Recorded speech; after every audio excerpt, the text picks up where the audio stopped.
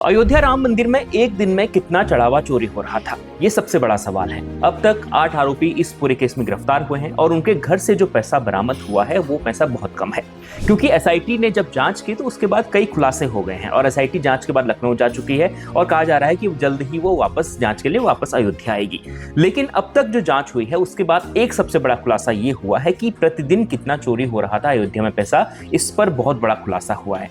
तो अब सबसे बड़ा खुलासा हुआ है बैंक खातों से। बैंक में दरअसल क्या है कि अयोध्या में जो चढ़ावा आता है लाखों का, करोड़ों का प्रतिदिन, तो वो जो उसका पैसा जो है वो एसबीआई और पीएनबी के बैंक खातों में जमा किया जाता है, जो राम मंदिर ट्रस्ट के खाते होंगे।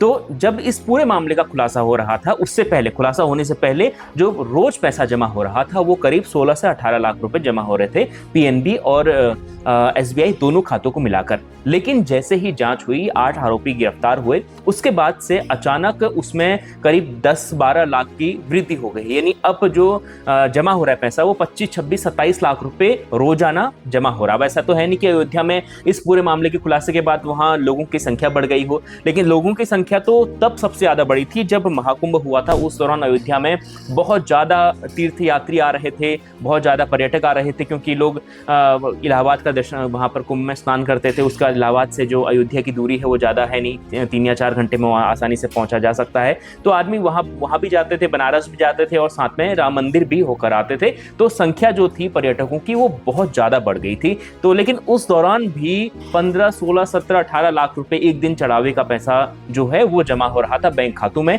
लेकिन जैसे ही इस चोरी का पूरा खुलासा हुआ तो एक दिन में अब बैंक खातों में 27-28 लाख रुपए जमा हो रहा है। यानी पहले के मुकाबले 10 लाख रुपए प्रतिदिन ज्यादा जमा हो रहे हैं बैंक खातों में। ये नकदी की बात कर रहा हूं मैं, जो जमा होता है। उसके अलावा वहां पर सोना चांदी, बहुत से लोग वहां पर सोना डोनेट करते हैं, चांदी वहां पर चढ़ाते हैं, तो उसकी संख्या अलग है, वो उसका पूरा आंकड़ा अलग है। लेकिन ये पैसों का आंकड़ा है, जो नकदी वहां पर चढ़ाई जाती है। कोई 20 रुपए, 50 रुपए, 100 रुपए, 1000, 2000 चढ़ाते हैं, उसकी नकदी मिलाकर टोटल रोजाना वहां पर 27 से 28 लाख रुपए अब बैंक खातों में जमा हो रहे हैं। तो ये सूत्रों के हवाले से बड़ी खबर यहाँ पर एसआईटी के हवाले से आई है और एसआईटी ने बैंक खातों की जांच की है और वहां जो बैंक मैनेजर हैं, बैंक कर्मी हैं, उनसे पूरी जांच पड़ताल के बाद ये चीज सामने आई कि अब अयोध्या में जो प्रतिदिन चढ़ावा है अब वो उसमें 10 लाख, करीब 9 से 10 लाख की वृद्धि हो गई है। तो आप ये अंदाजा लगा सकते हैं कि अगर एक दिन में 9 से 10 लाख रुपए का गबन हो रहा था तो इतने सालों से, करीब 2 साल से कितना पैसा गबन हुआ होगा